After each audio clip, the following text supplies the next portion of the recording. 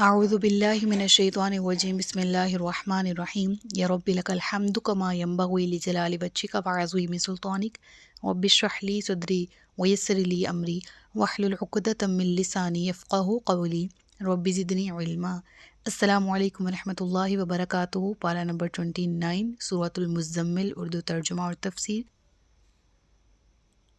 گزشتہ اسباق میں آیت نمبر 10 تک ہم نے پڑھ لیا۔ آج کے سبق میں آیت نمبر 11 سے آغاز کیا جا رہا ہے، جس میں ایک شخص کا ذکر ہے اور تمام مفسرین کا اس بات پر اتفاق ہے کہ اس سے مراد ولید بن مغیرہ نامی ایک شخص ہے۔ ولید بن مغیرہ کی اگر ہم بات کریں تو بنیادی طور پر بہت ذہین اور سمجھدار شخص تھا، اور اس کو سمجھ بھی آ چکا تھا کہ قرآن اللہ ہی کا کلام ہے اور نبی مکرم صلی اللہ علیہ وآلہ وسلم اللہ کے رسول ہیں۔ لیکن کون سی چیز ایسی تھی جو اس کو اسلام قبول کرنے پر روک رہی تھی؟ وہ تھی اس کی دنیا داری۔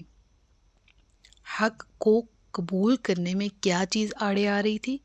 اپنی چودراہٹ، اپنا بڑا ہونا، کہ قریش میں اس کا ایک لیول تھا، دنیاوی ٹھاٹ باٹ، وہ ان سب کی قربانی نہیں دے سکتا تھا، اور اس لحاظ سے وہ بہت مشکل میں تھا کہ میں کیا کروں، کیا مجھے کوئی درمیانی راہ استعمال کرنی چاہیے، کیا میں کوئی ایسی آفر دے دوں جس سے میری یہ چودراہٹ بھی بچ جائے، میری شان و شوکت بھی بچ جائے، اور کوئی محمد صلی اللہ علیہ وآلہ وسلم سے علیہ باللہ کوئی ڈیل بھی ہو جائے کہ چلو ان کا دین اسلام کا کام ہے وہ بھی ہوتا رہے۔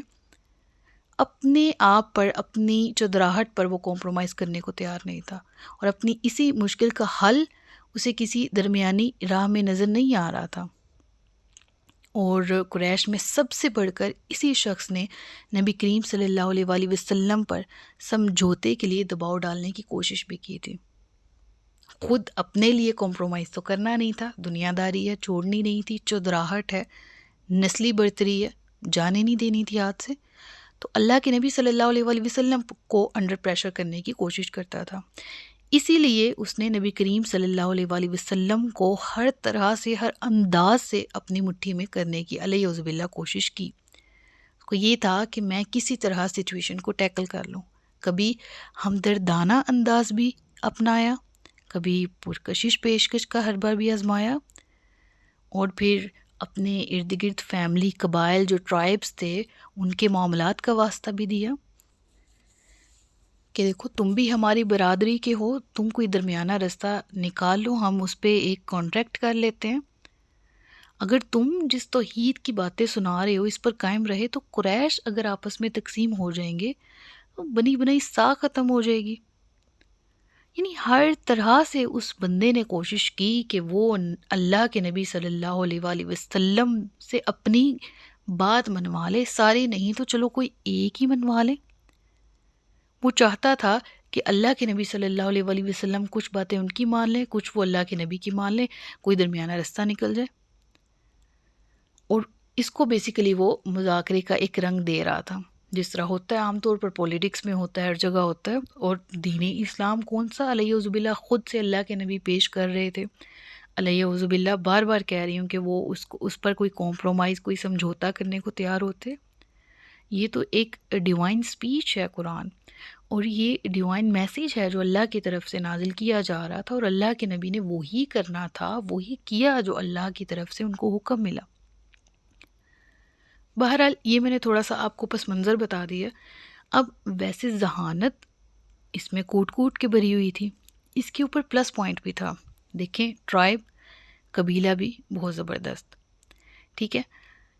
قبیلے کے علاوہ یہ بندہ مال اور جائیداد والا تھا، اس کے پاس باغ تھے، گھر تھے، زمینیں تھی، ہر طرح کا عیش تھا، اور اللہ نے اسے بہت سے بیٹوں سے بھی نوازا تھا۔ اور سب سے زیادہ سٹرینج بات بتاؤں وہ یہ کہ یہ شخص تو کفر کی حالت میں ہی مرا، اور اس کا جہنمی ہونا یقینی ہے، کیونکہ اللہ کے نبی کا، اسلام کا، اللہ کا غدار تھا، دشمن تھا۔ اور اللہ نے ان کے بیٹے، ان کی یوں تو حضرت ولید بن ولید جو دوسری ماں سے تھے، حضرت خالد ابن ولید کے بھائی، یہ دار اسلام میں داخل ہوئے تھے، اور اگر ہسٹری کو دیکھیں تو خالد ابن ولید سیف اللہ جن کو لقب ملا، اور یہ وہ پرسن ہیں کہ جنہوں نے دین اسلام کا پرچم بلند کرنے میں اپنی پوری زندگی لگا دی. حضرت خالد بن ولید اسی کے بیٹے تھے. اللہ اکبر. یہ دیکھ کر، یہ جان کر میرا دل اندر سے لرز سا جاتا ہے کہ ایمان کی حفاظت جو ہے نا، یہ انسان کو کرنی ہے. یہ ایسی دولت ہے کہ وہ اتنا بدبخت تھا ولید بن مغیرہ کہ اس کی مذمت میں قرآن کی آیات کا نزول ہوا. یہ آیت نمبر 11 سے ہم پڑھیں گے. اور کتنے خوش نصیب ہیں ان کے بیٹے جناب خالد بن ولید رضی اللہ تعالیٰ عنہ کہ ان کو اللہ کی تلوار کا لقب ملا، سیف اللہ. اللہ اکبر. بہرحال اب ان آیات میں دیکھیں تو ذرونی ومن خلقت وحیدہ، آپ چھوڑ دیجئے مجھے اور جس کو میں نے اکیلا پیدا کیا. یعنی اللہ فرما رہے ہیں کہ جب میں نے اسے پیدا کیا تو اس وقت تو یہ تنہا تھا، کوئی مال، کوئی اولاد یا جائیداد وغیرہ لے کر پیدا نہیں ہوا تھا. ہم نے اس کو پیدا کیا، تنہا آیا تھا دنیا میں. وَجَعَلْتُ لَهُ مَالًا مَمْدُودًا، اور اسے میں نے بہت سا مال دیا. ممدودہ، پھیلا ہوا. ان الفاظ میں اشارہ ہے کس طرف؟ ابھی میں نے بتایا اس کی پراپرٹی کی طرف. وَبَنِينَ شُهُودًا، اور نگاہوں کے سامنے رہنے والے بیٹے دیے. یہاں پر خاص طور پر کیوں ذکر کیا گیا؟ دیکھیں، اولاد آنکھوں کی ٹھنڈک ہوتی ہے اور اپنے پاس ہی پیاری لگتی ہے. اس وقت تجارت جو تھی وہ تھی عروج پر. ان کا انحصار ہی اس چیز پر ہوتا تھا. کئی ماہ جو ہیں وہ لوگ دوسرے شہروں میں رہتے تھے. ایون اگر زوجین ان کی اگر زوجہ حمل سے ہے اور واپس آتے تھے تو بچہ کھیل رہا ہوتا تھا آنگن میں، چل رہا ہوتا تھا، اتنی دیر تک ان کا قیام ہوتا تھا باہر. کس لیے؟ رزق معاش کمانے کے لیے. ایسا ہی ہے جس طرح آج کے دور میں لگا لیں دوسرے کنٹریز میں ہمارے بھائی، باپ، بیٹا، شوہر خواتین کے گئے ہوتے ہیں، دوریاں کاٹ رہے ہوتے ہیں، مشقتیں برداشت کر رہے ہوتے ہیں. یہ تو جس کا گیا اس کو ہی پتہ ہوتا ہے نا. کیوں؟ رزق معاش کے لیے. تو جو نگاہوں کے سامنے رہنے والی بات ہے اس میں کتنی ٹھنڈ ہے نا. تو اس بندے کے پاس اتنا مال تھا کہ اس کو ضرورت ہی نہیں تھی کسی بھی طرح کی تنگی کاٹنے کی. جوان بیٹے تھے، گھر میں موجود تھے، بڑی عیش کے ساتھ زندگی گزار رہے تھے. اللہ نے کہا وہ بنین شہودا، ایک تو بنین نعمت، اس کے بعد شہودا، ساتھ ہی رہتے تھے. ومہدت لہ تمہیدا، اور میں نے اس کے لیے ہر قسم کا سامان خوب اچھی طرح سے تیار کر دیا. ثم یطمع ان ازید، کلا، پھر وہ چاہتا ہے کہ میں اسے اور بھی دوں. اللہ کے نبی کی حدیث ہے، بنی آدم جو لالچی ہوتا ہے، اور بنی آدم کے اندر کی لالچ یہ ہے کہ اس کو سونے کا پہاڑ بھی دے دیا جائے نا تو وہ دوسرے کو ہاتھ ڈالے گا، وہ خواہش کرے گا کہ دوسرا بھی پہاڑ میں لے لوں. اور ایسے لالچی انسان کی جو لالچ ہے اس کا پیٹ کس سے بھرتا ہے؟ قبر کی مٹی سے. تو یہ مفہوم میں نے آپ کے سامنے پیش کیا. تو مراد کیا ہے؟ اللہ فرماتا ہے میں نے اسے بہت دیا اور اس پر وہ یہ چاہتا تھا، ان ازیدہ یطمع، وہ چاہتا تھا، وہ طمع رکھتا تھا مزید کی. اللہ فرماتا ہے کلا، ہرگز نہیں. انہ کان لآیاتنا عنیدا، وہ تو ہماری آیات کا مخالف، دشمن بن گیا ہے. سأرہقہ صعودا، میں اسے عن قریب ایک سخت چڑھائی چڑھوا دوں گا. مطلب سخت عذاب کا سامنا یہ کرے گا. اور اس کے حوالے سے ذکر ہے یسلک عذابا صعدا، سورۃ الجن میں بھی، چڑھ جانے والا عذاب، جس کے بارے میں سورۃ الہمزہ میں بھی آتا ہے کہ التی تطلع علی الافئدہ انہا علیہم مؤصدہ فی عمد ممددہ، دلوں کو چڑھ جانے والی آگ جو چمٹ جائے گی ان کو. ایسا برا عذاب جس میں مبتلا کیا جائے گا. بہرحال آگے جو آیات آ رہی ہیں ان کو پڑھنے سے پہلے میں چاہتی ہوں کہ میں آپ کو ایک واقعہ بیان کر دوں جو کہ شان نزول کے طور پر مفسرین بیان کرتے ہیں. اگر یہ واقعہ ہماری نظروں میں ہوا تو آیات کی تفسیر سمجھنے میں مدد ملے گی. ایک محفل میں قریش کے بڑے بڑے سردار جمع تھے. محمد صلی اللہ علیہ وآلہ وسلم کے ساتھ کسی ایک معاہدے کو طے کر لیا جائے، ایک متفقہ موقف اپنایا جائے تاکہ اکٹھا ایک ہی بار کا حملہ اللہ کے نبی کی طرف کیا جائے، مل کے ہماری طرف سے. ایسی مجلسیں تو روز ہی ہوا کرتی تھیں، اکثر و بیشتر ہوا کرتی تھیں. اس مجلس میں ایسا کیا ہوا جس کا ذکر قرآن کریم میں بھی ہے؟ اب آپس میں سردار کیا کہہ رہے ہیں؟ کہتے ہیں جب ہم میں سے کوئی اسے شاعر سمجھتا ہے، کوئی جادوگر کہتا ہے، کوئی کاہن قرار دیتا ہے تو اس سے خود ہمارا موقف کمزور ہو جاتا ہے. ہم خود کسی بات پر متفق نہیں ہیں. ہم کیا کریں؟ ہمیں ایسا کرنا ہے کہ ہر جگہ پر ہر وار کے بعد ہمیں منہ کی کھانی پڑتی ہیں. تو ہم ایسا کرتے ہیں کہ ایسا ذہین و فطین شخص چوز کرتے ہیں کہ وہ اللہ کے نبی صلی اللہ علیہ وآلہ وسلم، جن کو وہ ایٹ دیٹ ٹائم نبی تو نہیں مان رہے تھے، کہ وہ محمد کے پاس جائے صلی اللہ علیہ وآلہ وسلم، ان سے تفصیلی بات چیت کرے اور اپنی حتمی رائے سے ہم انہیں آگاہ کر دیں. اب جو پرسن چوز ہوا وہ ولید بن مغیرہ تھا. بہرحال جب ولید بن مغیرہ نے اللہ کے نبی صلی اللہ علیہ وآلہ وسلم سے میٹنگ کی تو اس کے بعد پوری طرح قائل ہو چکا تھا. اللہ کے نبی سے جو گفتگو کی اس کے بعد پوری طرح سے وہ مان چکا تھا، دل میں اس کا دل ایکسیپٹ کر چکا تھا کہ آپ واقعی اللہ کے رسول ہیں اور جو کلام آپ پر نازل ہوتا ہے وہ اللہ ہی کا کلام ہے، اور جو کلام آپ پیش کر رہے ہیں وہ بلا شبہ اللہ ہی کا کلام ہے. لیکن جب دارالندوہ میں دوبارہ سب سردار جمع ہوئے، سامنے سردار ہیں، کسی صورت وہ اس چیز پر ریڈی نہیں تھا، کسی قیمت پر وہ یہ گوارہ نہیں کر سکتا تھا کہ میں ان کے سامنے حق بات بیان کروں.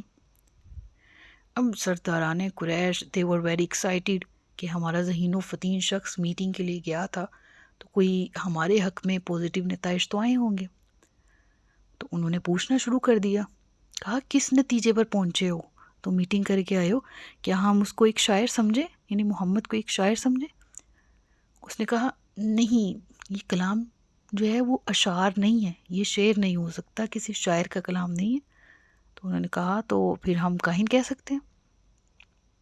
اس نے جواب دیا نہیں، کاہنوں کے قول اور کردار کو میں جانتا ہوں، مجھے معلوم ہے کاہن کیا ہوتے ہیں، ذو معنی باتیں کرتے ہیں.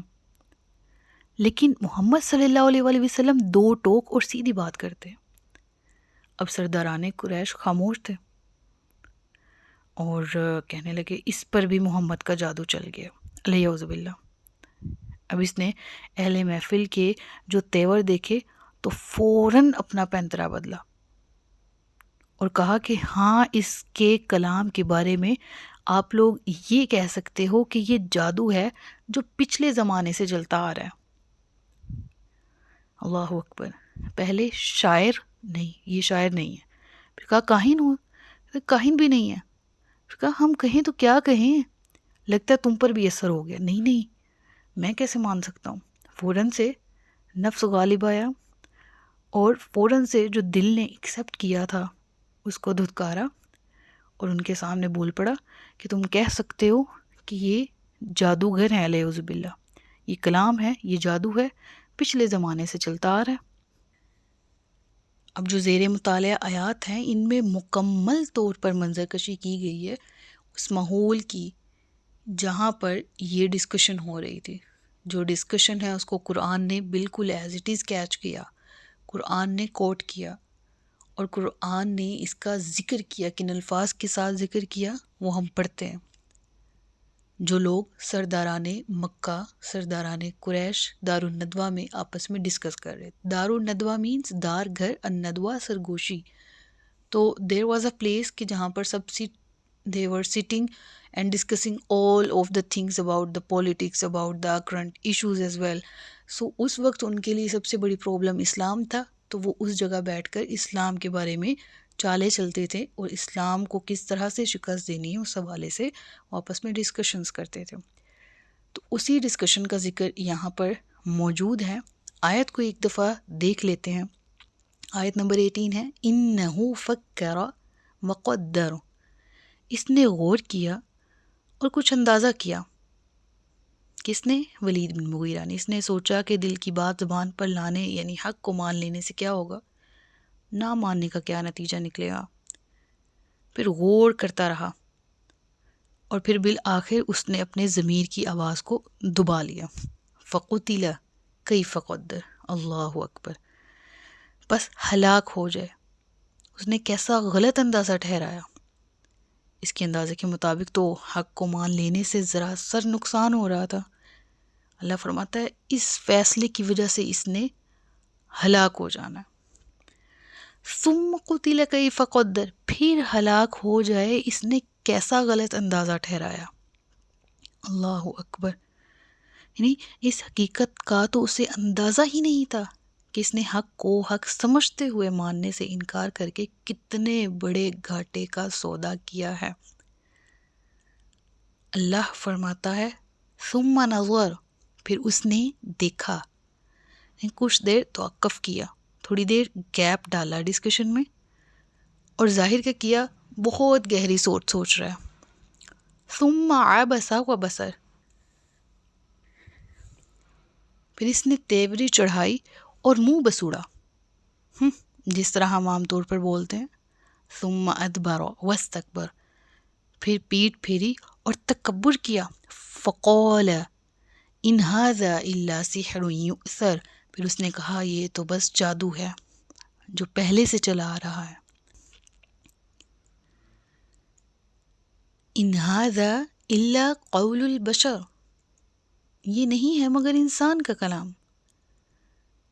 یعنی اس نے کہا میں تو یہی سمجھتا ہوں کہ یہ انسانی کلام ہے، یہ اللہ کی طرف سے وحی نہیں ہوتا. اب یہاں تک اس کی ڈسکشن کا ذکر ہے. اگلی آیات میں جو ذکر ہے وہ اس کے برے انجام کا ہے. گو کہ اس نے یہ اپنی لائف کا ورس ڈیسیژن لیا جو عقل اس کو دی گئی تھی اللہ کی طرف سے، جس سمجھداری اور ذہانت میں وہ مشہور تھا، اس کا استعمال کیا تو کہاں کیا. اسی لیے کہتے ہیں کہ جب اللہ سے نعمت مانگیں تو اس کے اچھے یوز کے لیے بھی اللہ سے دعا مانگے. یعنی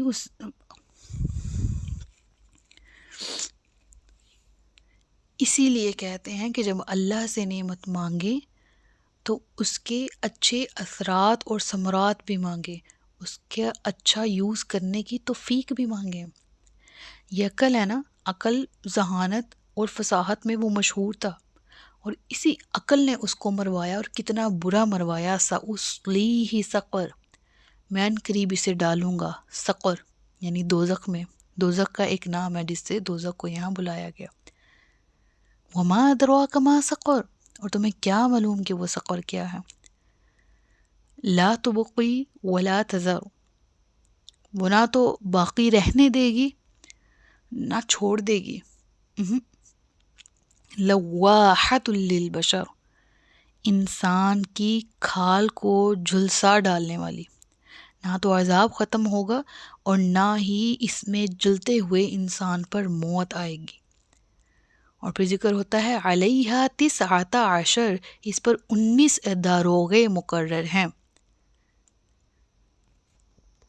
یعنی جہنم پر مامور فرشتوں کا ذکر ہے.